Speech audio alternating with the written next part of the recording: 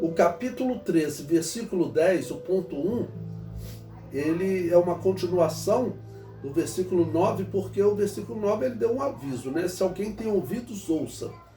E no versículo 10 ele vai dizer o que as pessoas que estarão vivendo na grande tribulação deverão ouvir, em especial aqueles que estão vivendo, pelo que nós observamos, esse texto ele ocorre na segunda metade da grande tribulação, nesse período que o anticristo ele já teve a sua aliança rompida com Israel, a aliança com o inferno já foi desfeita. Então vem a palavra de Deus. Se alguém leva em cativeiro irá.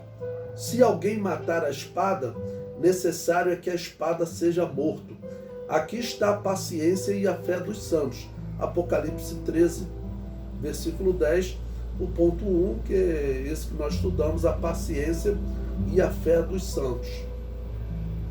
O comentário diz: os santos foram exortados a ouvir com paciência essa exortação. Os santos foram mortos durante a história. A história serve de alerta para que os cristãos não paguem com a mesma moeda. Em sua obra Rastro de Sangue, escrita em 1931 por James Carroll, temos uma descrição de como viviam as igrejas que não aceitavam o batismo infantil, as igrejas reformadas e a Igreja Católica. Ele diz: durante todas as difíceis lutas da reforma, contínuo e valoroso auxílio foi dado aos reformadores por muitos anabatistas, ou seja, aqueles que não aceitavam o batismo infantil procuraram auxiliar os reformadores, ou qualquer outro nome que levavam, esperando algum alívio para a sua dura sorte.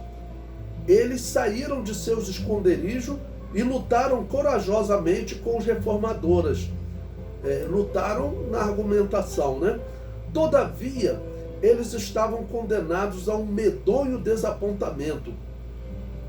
Haviam de ter, desde então, mais dois inimigos a persegui-los. Tanto a igreja luterana como a presbiteriana trouxeram da sua mãe, a Igreja Católica, muitos de seus males, entre os quais a ideia de uma igreja do Estado. Ambas tornaram-se igrejas ligadas ao Estado. Ambas tomaram gosto na perseguição, faltando pouco, se alguma coisa faltava, para igualar-se à mãe católica.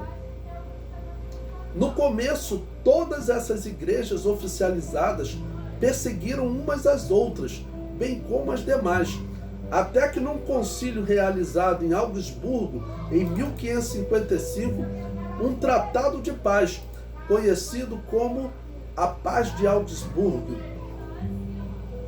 foi assinado entre católicos de um lado e luteranos de outro, concordando em não se perseguirem mais. Deixem-nos sós e nós os deixaremos, vós também.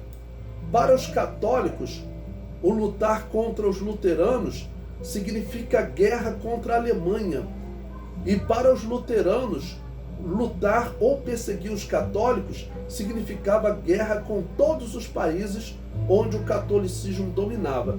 Bom, então, esse historiador fala desse período difícil, né, que a igreja passou. E o exemplo que nós temos eram de pastores anabatistas, verdadeiros cristãos, que eles diziam: cristão não mata.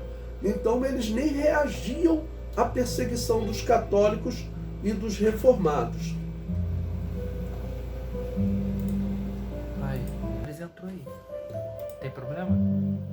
Boris entrou aí, tem problema? Bom, o comentário prossegue. Nesse acordo de paz, sobrou para os grupos que não aceitavam o batismo infantil.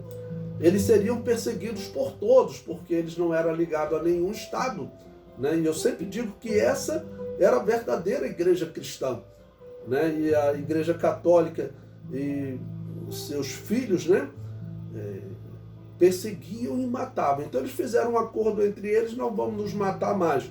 Porém, eles continuaram matando os cristãos. Em 1693, os reformados executaram 19 supostas bruxas no evento que ficou conhecido como as Bruxas de Salem, no estado de Massachusetts, nos Estados Unidos. Então veja que grupo é esse que acredita ter direito a tirar a vida de outros. Então por isso que eu digo que reformados não são cristãos, né? E isso era uma lei para eles. Eles acreditavam na doutrina de Agostinho de Hipona, que dizia que a igreja pode matar para implantar o reino justo de Deus. Agostinho de Hipona não era cristão, ele era um teólogo católico. Então, ele deu esse mau exemplo para as igrejas. Vamos, o cantinho do Levi Júnior chegou aqui, ó. O comentário prossegue. Em 1693, os reformados, eu já li essa parte, desculpe, o comentário prossegue. Os santos que sofrerem perseguição no princípio de dores ou durante a grande tribulação devem firmar a sua paciência nessa passagem. Cristão não mata. Do contrário, entraremos no mesmo grupo de religiosos políticos, que era assim que a Igreja Católica vivia, né, sobre a régia do Império Romano. Depois que o Império Romano caiu, ela continuou o seu domínio e depois os reformados continuaram fazendo a mesma coisa. Então Lutero mandou matar cristãos, mandou matar bruxas, mandou matar os judeus, e aqui nós temos o exemplo, os reformados, os seguidores de Lutero, Calvino e Zwinglio, que vivendo lá nos Estados Unidos, eles continuavam matando. Eu citei esse exemplo, que é um exemplo muito conhecido, né? Em 1527, quando o pastor Félix Menz, que rejeitava o batismo infantil, foi aprisionado pelos reformados e condenado a ser afogado, falou: isto é o que fazem os falsos profetas e hipócritas deste mundo, que com a mesma boca amaldiçoam e suplicam, cuja vida é desordenada, que imploram as autoridades para que nos matem e com isso destroem a essência do Cristo.